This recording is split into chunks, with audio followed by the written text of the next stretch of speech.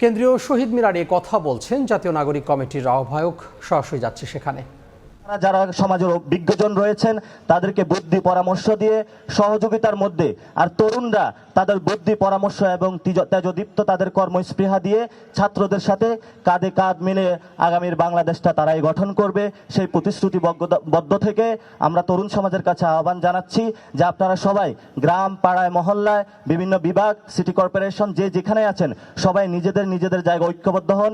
যেভাবে আপনারা গ্রামে বিভিন্ন সন্ত্রাসী ডাকাত সংগঠনকে ঠেকিয়ে দিয়েছেন, বিভিন্ন যে আমাদের কুগুলা এসেছে সেগুলোকে প্রতিরোধ করেছিলেন এবং জনসমাজের সাথে মিশে জনস্বাস্থ্যের যে নীতিগুলো রয়েছে আপনারা সেগুলো প্রক্রিয়া অবলম্বন করছেন, সেগুলো আপনারা জারি রাখুন।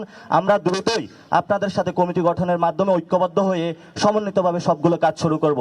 আজকে যারা উপস্থিত হয়েছেন আমরা সকলকেই আন্তরিকভাবে ধন্যবাদ জানাচ্ছি। আপনাদের কোনো প্রশ্ন বা অন্য কোনো কিছু থাকলে এখন আপনাদের সাথে আমাদের এই টিমের যিনি স্পোকস পারসন সামান্তা শারমিন আপনাদের সাথে এখন কথা বলবেন। প্রিয় দেশবাসী, আমরা ৫৫ সদস্য বিশিষ্ট কমিটি ঘোষণা করেছি। আমরা খুব অচিরেই আমরা জেলা কমিটি, উপজেলা কমিটি এবং এলাকা ভিত্তিক সফরের মাধ্যমে দেশের জনতা এবং ছাত্রদের সাথে, নাগরিকদের সাথে একত্রে বসে কর্মসূচি, কর্মপন্থা, প্রক্রিয়া ও পদ্ধতি নিরূপণ করব। আপনাদের সকলের সহযোগিতা কামনা করছি